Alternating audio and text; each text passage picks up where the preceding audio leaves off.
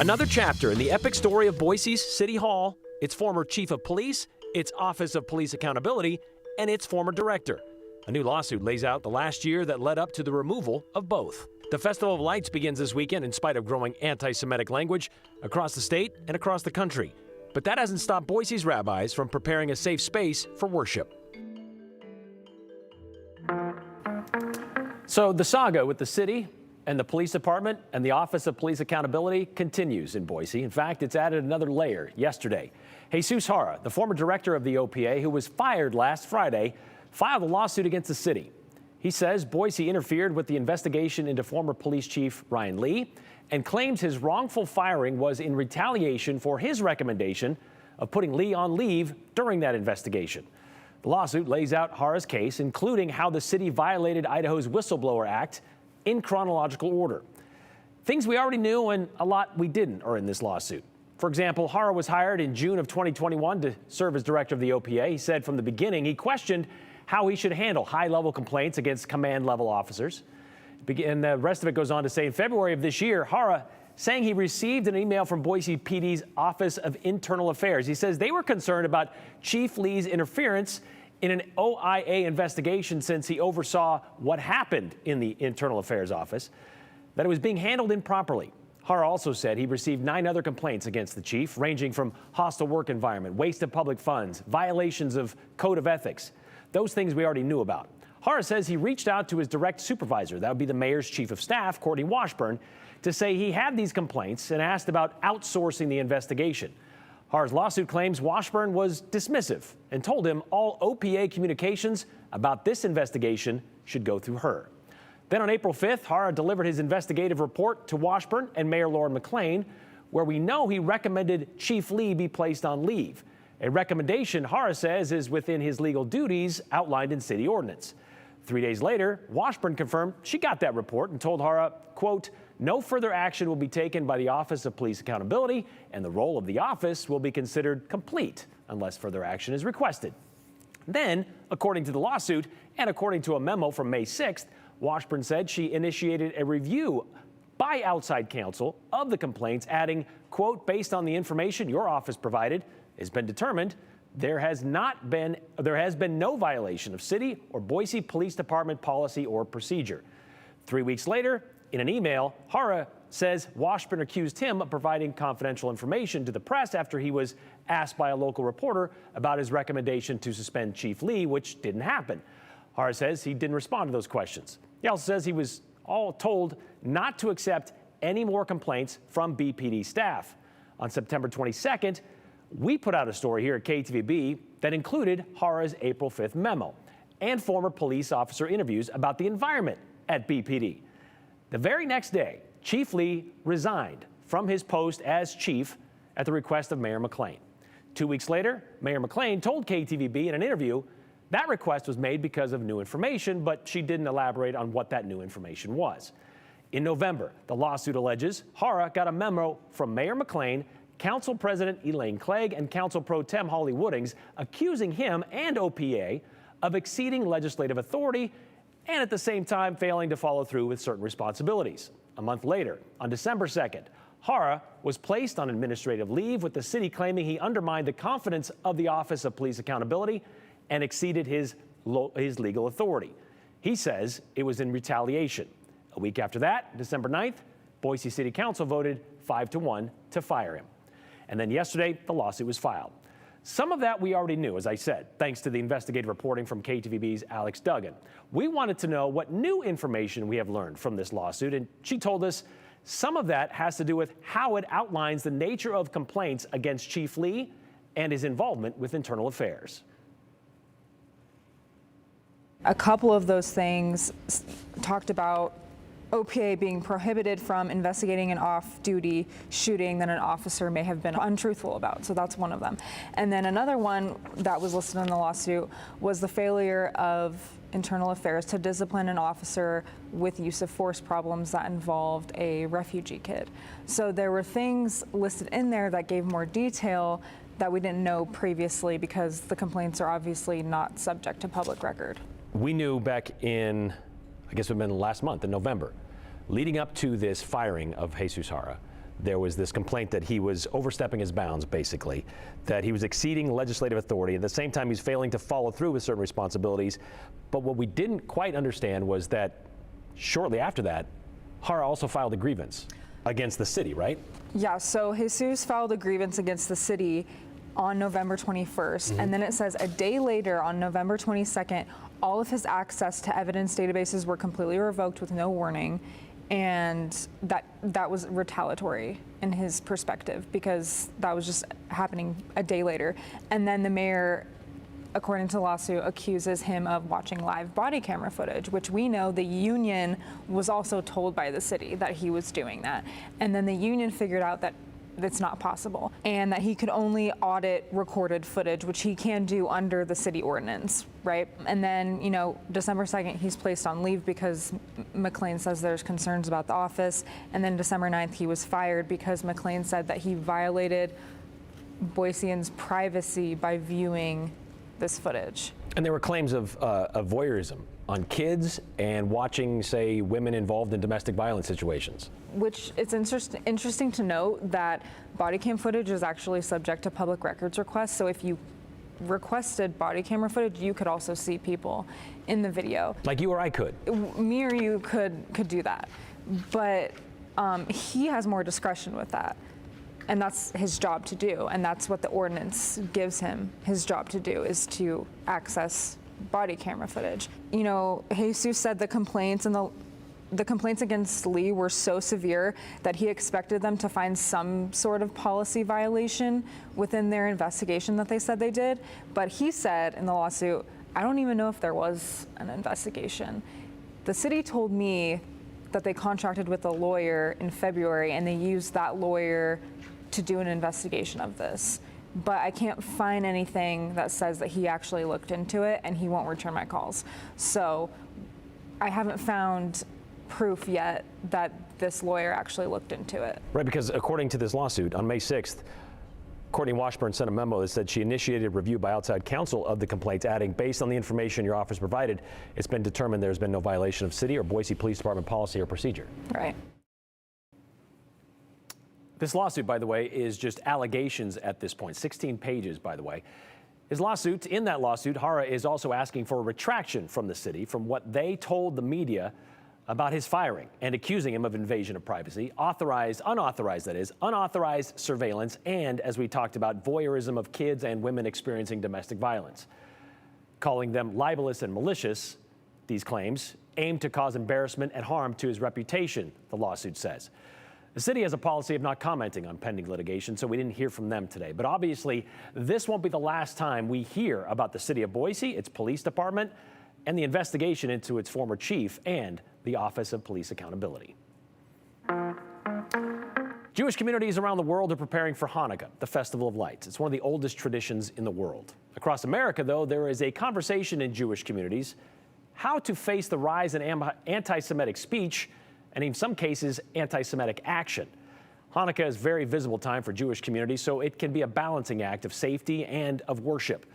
For perspective on that balance, we spoke with two of Boise's rabbis, and they explained the lesson and tradition of Hanukah is the perfect avenue to discuss the harsh realities of anti-Semitism. Light in a time of darkness, hope in a time of a lot of despair, unity in a time of a lot of polarization. As Jewish communities prepare for Hanukkah in a few days, rabbis like Boise's Dan Fink note the significance of the Festival of Light in the face of rising anti-Semitism. Anti-Semitism has often been described as the world's oldest hatred, and I would love to live in a world where we could look back and say, oh, that was ancient history. And, you know, in a lot of ways, there were times when I was growing up and over my adult life when I thought we were really seriously moving in that direction. And one of the things that's been hard in the last few years as we've seen this increase in anti-Semitism, a rise, large rise in anti-Semitic incidents. It's discouraging because really, again, for most of my life, things seem to be moving in the other direction. Things seem to be getting better. You train like you fight like you train. A sign of the serious rise in anti-Semitism, the fact that synagogues throughout the country need men like Roy Ledesma. He runs the security operation and is the executive director for Congregation Ahavath Beth Israel in Boise. The synagogue has faced veiled and direct threats in recent months, but Roy's military and security background has been a major help on that front. A lot of the my colleagues around the country, when they find out my background, they ask, "Hey, can I have your training plan? Can I have, what did you do?" And so I share because I don't want to play. I have a secret. The history of the Jews has kind of taught us that anti-Semitism is not caused by Jews, but we do have a responsibility and an opportunity to fight back. Rabbi Mendel Lifshitz runs the Chabad Lubavitch of Idaho, and he is set to help host the state Hanukah celebration at the Capitol next week. We are tremendously honored and touched that the leadership of our communities will be there. Governor Brad Little is going to participate. The mayor is going to participate. We're going to have all types of dignitaries and a cross-section of the community that comes together. And to us, there's no greater way to say that we are better than this and we are greater than this than having all of us come together. In fact, Rabbi Lifshitz explains that the celebration of Hanukkah is a perfect time to address rising anti-Semitism as a community, whether you're Jewish or not. Hanukkah is actually a celebration of religious freedom. It's perhaps the first recorded event where a group that was being marginalized because of their religious beliefs fought back. And the way they did that, of course, was by defending themselves, but more importantly, the way we celebrate Hanukkah is remarkable if you think about it. Instead of going out there and using all this warfare symbolism, we just shine a light. We kindle a flame. And that light is done at night in the darkness. And it teaches us a powerful lesson that if we want to improve this world, it's by increasing light. In the midst of rising anti-Semitism in this country, the message I want to take is that we can't let the anti-Semites win. If we are afraid to be Jewish, if we cower, if we seek to hide who we are, we give them a kind of victory. When we live with integrity, when we celebrate, when we create light in a time of darkness, we make the world better for ourselves and we make the world better for the world at large. A theme of Hanukkah, Rabbi Lifshitz says, that light can do so much. A little light dispels a lot of darkness. If you go into a room and it's very dark, you don't need a megawatt light bulb in order to change the dynamics of that room. You just need a small candle. In fact, that small candle, you put it outside in broad daylight, it seems insignificant. But when you put it in darkness, it suddenly illuminates. And so the message of Hanukkah really is that each and every one of us, we should never underestimate the power of goodness that we contain within us. That little reservoir of light, of soulfulness, of beauty that we can share with the world. Just light one candle. That's really the message of Hanukkah. And by lighting one candle, there is a disproportionate amount of darkness that will be dispelled because of that light. And the community will come together on Tuesday, December 20th, to celebrate Hanukkah at the Idaho State Capitol. And the display, of course, will include speaking from Governor Brad Little and Boise Mayor Lauren McLean. They'll be a part of that. Of course, they'll have the menorah lighting. Again, that's coming up on December 20th at the State Capitol at 5 p.m. Brian, and something that I wanted to touch on, though, that you and I were talking about in the middle of this story. I was going to say, it strikes me that, you could say that, oh, they're just doing this out of fear. Like, it's not necessary. But these preparations and this, I guess, security is based on fact. And let's be very clear here. The community here in Boise, across the United States, really this is an international situation. There are very real threats of anti-Semitism, including in our own community. Yeah. So when they bring in security and they talk about security like they do at the Beth Israel, it's not because they're just out of an abundance of caution. They work with Boise Police. They work with the ADL. They work with the FBI. There are veiled and direct threats to people in our community, whether you know it or not. These are people that are targeted by people here and abroad. It's purely anti-Semitism, it's purely hate, and as you heard both rabbis talk about, anti-Semitism, widely believed, maybe the oldest form of hate in the world. Sure. So it's not new, but it's something Jewish communities have to live with every day. So let's hope that one light illuminates a lot. Oh yeah. All right. It takes all of us, though. It does. All right. Thanks, Joe.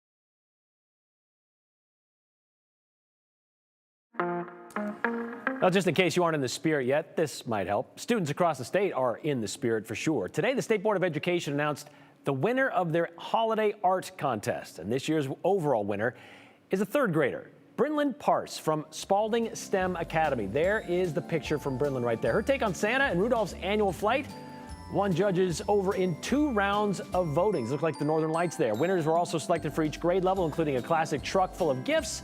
There's an upside-down snowman. Careful where you put that carrot on an upside-down snowman. And a potato-themed sleigh ride, of all things. There are more than 350 entries submitted to this contest. Superintendent of Public Instruction Sherry Ibarra says the Holiday Art Contest, one of her favorite challenges every year.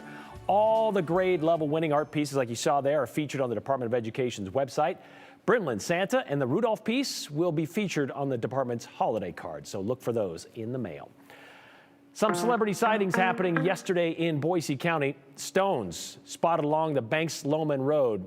Not real Rolling Stones like Mick Jagger, you know, that kind of stuff.